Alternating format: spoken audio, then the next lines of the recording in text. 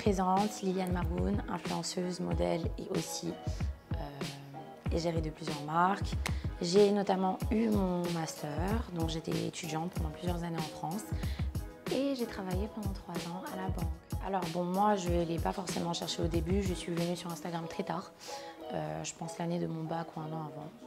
Par rapport à mes autres copines, j'étais très en retard et du jour au lendemain, j'ai commencé à avoir une pluie de followers massive, genre grâce à Dieu, et ça s'est fait comme ça du jour au lendemain. Plusieurs marques m'ont contactée pour me proposer des partenariats, des shootings photos, et de fil en aiguille, ça s'est fait tout seul.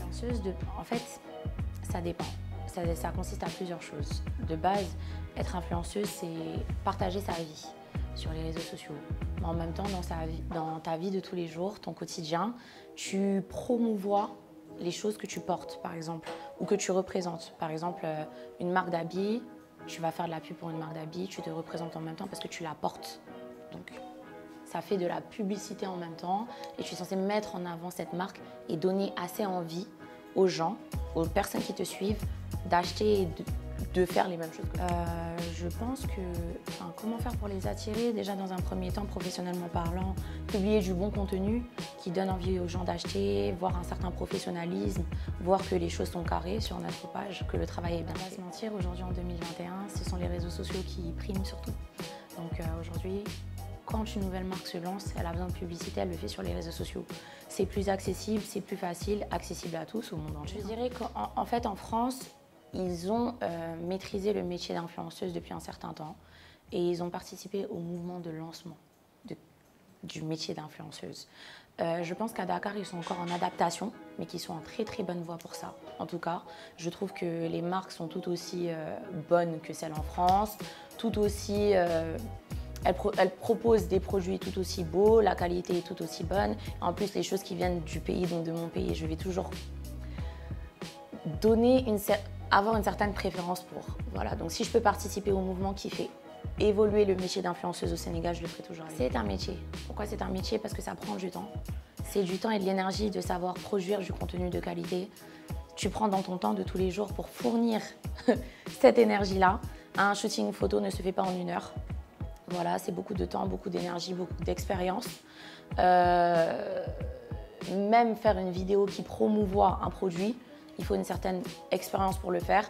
Moi, Dieu merci, j'ai eu beaucoup de personnes qui m'ont accompagnée pendant le processus. J'ai eu aussi des guides, on te donne des fois des briefs à suivre.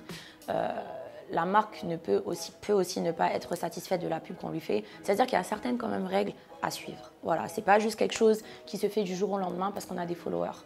Non, ça demande beaucoup plus de travail. Moi, j'ai fait mes études et en même temps, je travaillais à côté. Donc, j'avais déjà des jobs étudiants et en plus, je faisais mon métier d'influenceuse. Donc, au début, c'était beaucoup moins intensif qu'après, évidemment, parce qu'avec le temps, j'ai pris ça beaucoup plus au sérieux et j'en ai fait maintenant, cette année en tout cas, une priorité. J'ai décidé depuis cet été de prendre un peu de temps pour moi et de prendre une année de césure où je fais vraiment ce que j'aime et je m'y mets à fond parce que toutes les années précédentes, je me consacrais principalement à mes études et au travail, mais tout ce qui relève de l'administratif, tu vois. Donc du lundi au vendredi, j'étais soit en cours quand je faisais mes études, soit au travail quand je travaillais à la banque. Et je n'avais que les week-ends pour tout concentrer pour mes publicités et pour le métier d'influenceuse. Donc au final, je n'avais même pas de temps pour me reposer. À moins que ce soit quand je prenais des breaks pour partir en vacances, etc. Ça demande beaucoup. Je dirais des bons conseils. Les bons conseils, généralement, on les a avec les personnes soit qui sont influenceuses comme nous, soit qui travaillent dans une boîte de com pour pouvoir nous guider, nous diriger. Il y a même des agences maintenant qui proposent plein d'influenceuses. Ces agences-là, en général, vous guident, vous forment. Ou alors même les marques qui viennent vers vous donnent une procédure à suivre par rapport à la pub qu'elles attendent de vous. Donc tout ça, ça sert à, on va dire, apprendre au fur et à mesure. Mais 75% du job se fait seul quand même. Parce que tu laisses ton empreinte, c'est personnel. Oui, je vais pas mentir. Oui, ça paye les factures. En fait, ça dépend de quoi? Ça dépend de la fréquence à laquelle tu fais ça. Il y a des périodes où c'est des périodes mortes, où les gens, par exemple, c'est comme en début et en fin de mois avec le salaire. Il y a des périodes où les périodes, par exemple comme en décembre, tout le monde cherche à promouvoir ses produits, à lancer la collection de décembre, la collection de Noël, nanana. Ils ont recours à beaucoup d'influenceuses ou alors ils ont besoin d'une influenceuse pour faire beaucoup de choses, tu vois.